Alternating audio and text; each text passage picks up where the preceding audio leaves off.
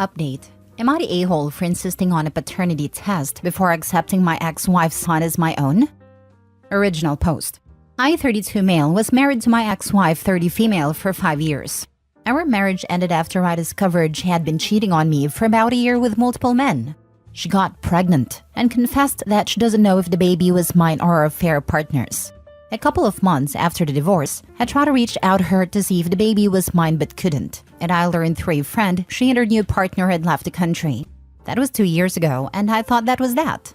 Recently, Jane reached out to my mother claiming that her kid is mine and in need of financial help. Jane told my mother that her partner left her when he found out the kid is not his. Now, for context, my mother has been desperate for grandkids, especially since my older brother is gay and child-free, and I've been single since the divorce. She's been relentless in pressuring me to help out Jane. However, I have my doubts given her infidelity.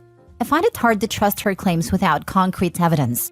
So, I've insisted on a paternity test before committing to any financial or emotional support.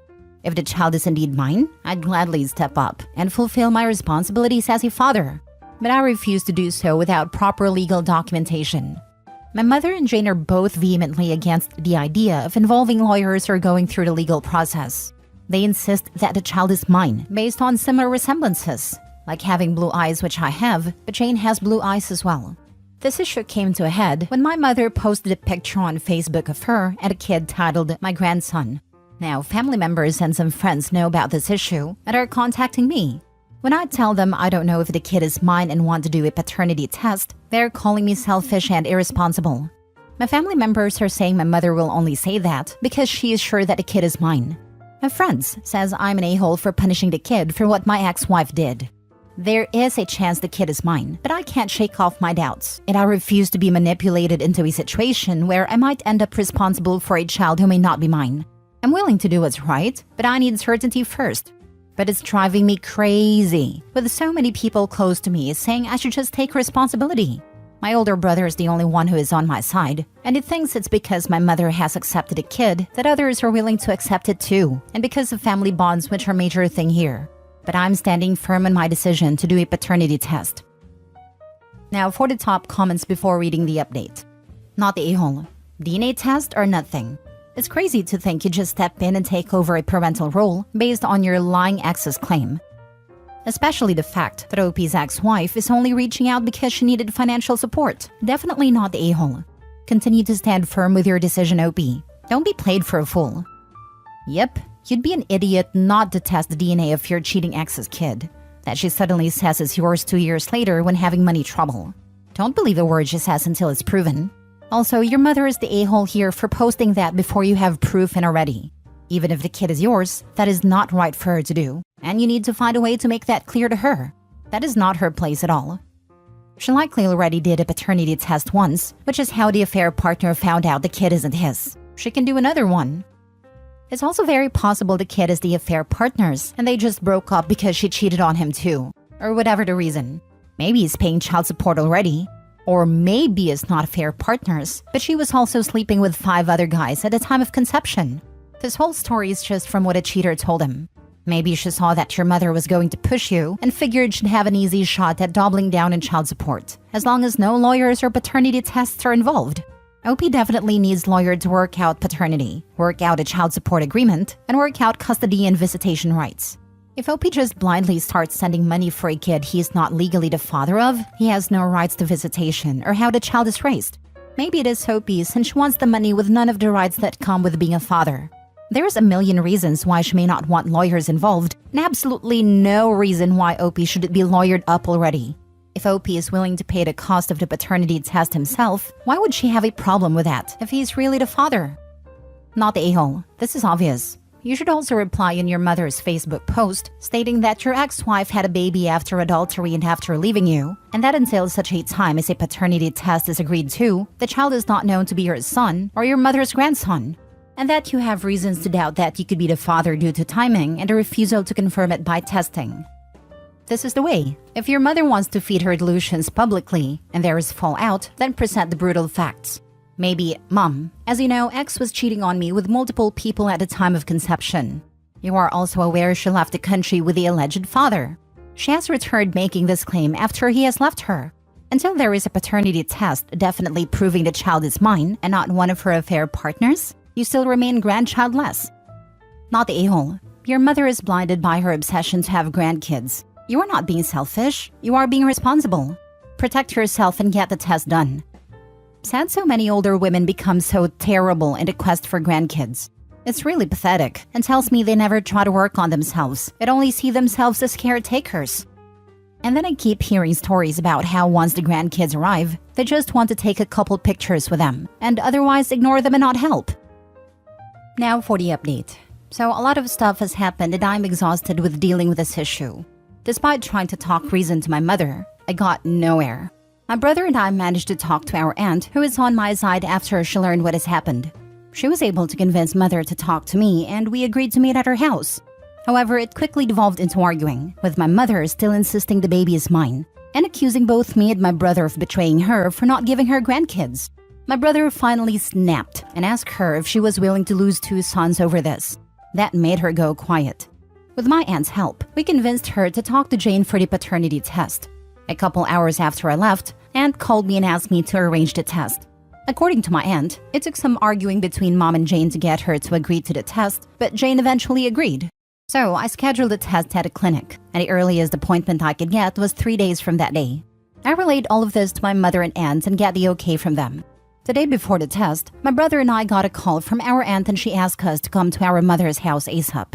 When we got there, we saw our mother sitting on a sofa crying. I asked what happened and she said Jane is gone. Now, I knew Jane was back in the country and was visiting my mother every day, but I did not know it was my mother who facilitated everything. My mother revealed that after Jane contacted her, she flew Jane and the baby out and put her in an apartment near her house and had been paying rent for her, buying her and the baby things for a month and a half before they told me. I lived just an hour from my mother, and I talked to her on the phone 4 or 5 times a week, and she never told me. After Jane agreed to the test, she asked for money, and she told my mother that after the test confirms that I'm the father, she needs to buy some essential home stuff as she intends to stay near here. My mother gave her an amount close to $8,000 US. After she got the money, she did not come and see my mother, so my mother went to the apartment and saw that it was empty. I asked why did she ever trust someone who has lied so much before, and she said all her friends are grandmothers, and they are always with her grandkids, and she feels left out when she is with them. Then she gets up and says all of this is my fault. She comes up to me and slapped me, and just went crazy yelling and crying and kept hitting me. My aunt and brother managed to get her off me. She kept saying I was a horrible son. I should have just accepted the baby. She then turned to my brother and started yelling at him too, accusing him for instilling his child-free life on me and told him that he was an embarrassment to her. Then she started off ranting saying Jane was right to cheat on me. That if I had agreed to start a family with Jane back then, this would not have happened. For context, Jane wanted to try for a baby the 2nd year into our marriage, but I had to keep that on hold as I made a major career change, and Jane and I both agreed to wait until I was financially secure. I also want to point out this was not the reason she gave me for infidelity. My aunt managed to calm my mother down and somewhat diffuse the situation and ask us to leave. She said she will try to reason with her. I've tried to call my mother the next day, but she's blocked me and everything. My brother and I agree she needs therapy, but she's not willing to listen or talk to us. As for Jane, I am furious at her and wanted to find her. I asked my friends to help and told them what happened. They are idiots, but they apologized to me and stepped up and supported me these past few days. I tried contacting different people through friends and their mutual friends, until one of them put me in contact with Claire, who was one of Jane's bridesmaids at our wedding. I told her what happened and she was shocked at learning about it. According to Claire, Jane is back in the country of her partner, and a couple of days ago, Jane called her and a few others asking for money, as she and her partner are going through some financial issues. Claire says she doesn't know if Jane and her partner are separated. Jane had never told her anything of that sort. She said when she talked with Jane, she only said they were struggling. I told Claire what Jane did and that Jane is insisting that her son is mine. Claire said that Jane told her that a kid is her current partner's 2 years back. Then she said she needs to talk to Jane and her partner to see what's going on. Claire kept saying she truly does not know what's going on, but she's going to ask around. That was 6 days ago, and I tried to call Claire, but she won't answer me now. I'm not going to pursue this anymore. I have my answers. So that's the update. Not the conclusion I wanted, but I don't care anymore. My mother still hasn't talked to me or my brother as of right now. I asked my aunt to let my mother know that if she refuses to talk to us or get help, then me and my brother will go permanently no contact as well. Family still says I'm in the wrong, as it's my fault for not being married or have kids. I told them to get lost and never contact me. My brother and I only tolerated them for my mother anyway. I now firmly believe that the baby is not mine. Your mom is an idiot, and it's her fault she was scammed. She's also a terrible person to you and your brother. Why are you letting her in your life? It's obvious the baby isn't his. Should have done a DNA test if it was. She probably has one that shows her partner's dad. I don't know why you'd even consider ever speaking to your mother again, and she deserves to have lost all that money doing all that crap behind your back. She needs an inpatient stay, or you'll end up bailing her out of jail. I can't believe she hit you. Exactly. Jane is just interested in money. If you had remarried and had a kid, your mother would have never fell for Jane's trap. That's what your family's trying to say, and that's just messed up in so many ways. Sorry you had to go through this. Jane was only here for the money or trying to drop the kid somewhere. That's the fact. I'd say you dodged a bullet there. Sounds like Jane would have been a nightmare to attempt a co-parenting relationship with. It's too bad your mom doesn't see that. I hope she finds help and realizes she now has no grandchildren and has lost 2 sons. And good on your brother for having your back. It's not that she doesn't see, she doesn't care. She doesn't care how much pain she puts her children through, as long as she gets a grandchild to use as a pet. This isn't fair. All her friends have a pet grandchild. Those ungrateful sons. Your mom and Jane both sound crazy town banana pants. Good riddance to both of them. Exactly. If my mother assaulted me like this, I would not be calling her. Last story. Am I the a-hole for being upset after a wife went on a trip with a male co-worker? My wife and I have been married for 6 years and relatively happy, all things considered. I work in sales and I'm on the road a lot. She works as a teacher's assistant at an elementary school. The teacher she works for is male. A couple months ago, my wife, the teacher she works with, and 2 workers bought tickets for a concert out of town at the beach. The plan was for them to stay overnight and come home the next morning. I had to travel for work, otherwise I likely would have joined. The day of the trip, 2 of her co-workers, females, come down sick and can't go. On a short notice, no refunds were available for the hotel or the concert tickets. It felt off for my wife to go alone with her male co-worker, but long story short, they ended up going. Multiple rooms were booked, so I felt somewhat okay and trusted her.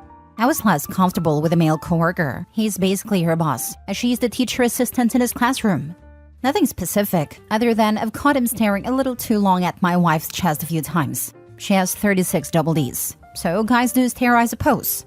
Also, he competes in CrossFit on the side and is in tremendous shape. At times he seems too friendly, borderline flirty with my wife.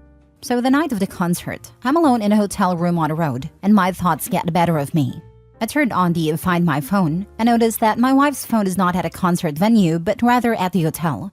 I checked sporadically throughout the evening, and her phone never moved, when she should have been at a concert. She also never returned my call/text that night. I finally heard from her the next day at lunchtime, when she texted to say she was heading home. She was originally planning to go back home first thing in the morning, but she said they decided to go spend some time on the beach. I had been checking her phone again that morning, and again, it never left the hotel. When I got home that evening, I confronted her about the phone location. She exploded in anger and asked why I was spying on her. In the end, she said she forgot it at the hotel when they went to the concert and left it in the room the next morning because she didn't want to lose it/drop it at the beach. The whole thing felt off. Am I the a-hole, or am I justified in being suspicious here? Now for the top comments. Once, I can see. Twice in a row is iffy. Not the a-hole. She's married and should not be putting herself in compromising situations. The co-workers probably were never even going in the first place, and it's unlikely that your wife and her boss got separate rooms. He's staring at your wife's in front of you. Exactly. I'm a married dude. I've got a few close female friends. I would never put myself in a situation like this. At best, she's lying to you. You know your wife. You know the truth. Don't wait to prove what you know. Not the a-hole. Most concert tickets are digital nowadays. Were hers not? The idea of her being in a new town with a coworker and not having her phone on her is at best irresponsible. Did she pack the right things to go to the beach? If it was a last-minute plan, she would have been ill-prepared for a beach day. Too many coincidences here. I had no idea what she packed, since I was out of town myself. Doing laundry the next week, I noticed a lazy red thong I never remembered seeing before, but didn't say anything. Easily could just be something I never noticed before, so I didn't bring it up. Yeah, sorry, I think you have a problem here. Do you believe in coincidences? She just so happens to be on a trip along with another man. She just so happens to forget her phone in her hotel room. And now you find this red thong? You are being cold, my guy. Can you check the truth about the other two being sick and not being able to go? Also, can you confirm how many rooms were booked? And lastly, can you confirm the purchase of the tickets and if they were electronic?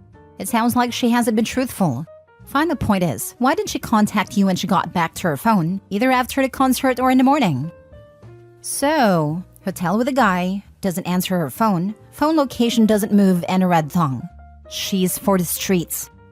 Not the a-hole. I'd be suspicious too. Unfortunately, you played your hand too soon. So if she's having an affair, she's going to be extra vigilant now. I think the best move here is to keep a mental note of everything and sweep it under the rug. As in, pretend you forgot about it or whatever. This may embolden her to do something dumb like what she just did. But she has given you a reason to doubt her. The thong is also very sus. I really hope she's not having an affair and that this is a giant misunderstanding. No matter what happens, you gotta look out and take care of yourself. Don't forget that. Appreciate your comment. Thank you. Her exploding at you is not a good sign. Methinks she doth protest too much and all that.